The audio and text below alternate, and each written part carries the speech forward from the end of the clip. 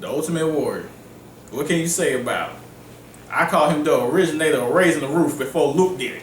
That's what I call him. Raise the roof! But this guy here had so much energy and he had so much to get how he ran around.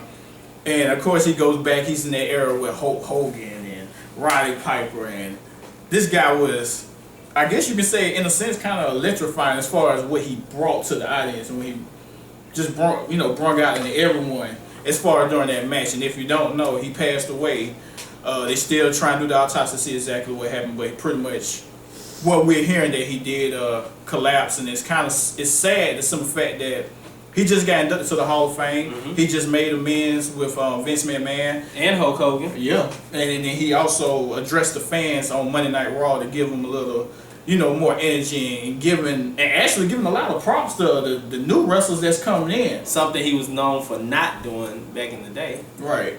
Now, but what's your memory of the Ultimate Warrior?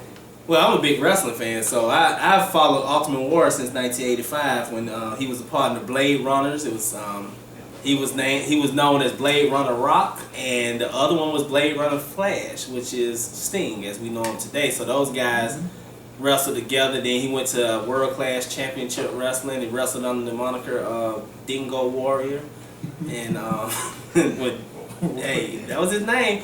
But I actually liked him better when he was in World Class. He known as Dingo Warrior. Then he went to the WWE as the Ultimate Warrior, and he took off. I think he's one of the all-time greats, but I would never say that he is up there high because of the simple fact him being the man only lasted maybe 3 to 4 years. Then after that, it kind of went back down. But I appreciate everything that he did for the business of wrestling, and me as a wrestling fan keeping my attention. I like the fact that, and it might sound crazy just the way he talked. You had no idea what he was talking about. As a child, hell no. You had no idea. He just and then it was just like it was a Dungeon Dragon. Yeah, but it's the energy that this man brought that put so many smiles on people's faces, and we can't remember, even though it's considered a classic. It's funny because how we look at wrestling now and some of the moves that we see today, it's definitely like how it was back in the day. Okay. Like back in the day, you see somebody punch somebody in the head as a kid, it was like, oh, he knocked him out. That was hot. And he had a match with, of course, him and Hulk Hogan started feuding, and that was over a match. I think Ultimate Warrior was going against Earthquake. Earthquake was getting the best of Ultimate Warrior. Hulk Hogan came in, American. He came in, and then he threw Earthquake, which to this day, Lord have mercy, do you know how many pounds that man was? He threw him out the ring, and Ultimate Warrior didn't like it. It was one of them ego things, like, this was my match.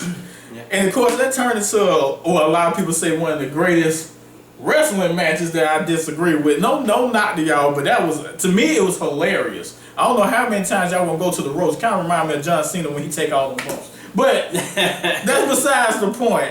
What I'm saying is, I appreciate everything you brought to wrestling. I appreciate the energy. You really did help that organization. The only man to win to have the Intercontinental title and the World Heavyweight Championship at the same time. The only guy. When he beat Hulk Hogan at WrestleMania 8, I believe it was. So, shout out to the Hellwig family. It was sorry for your loss. I was a big fan of the Ultimate Warrior.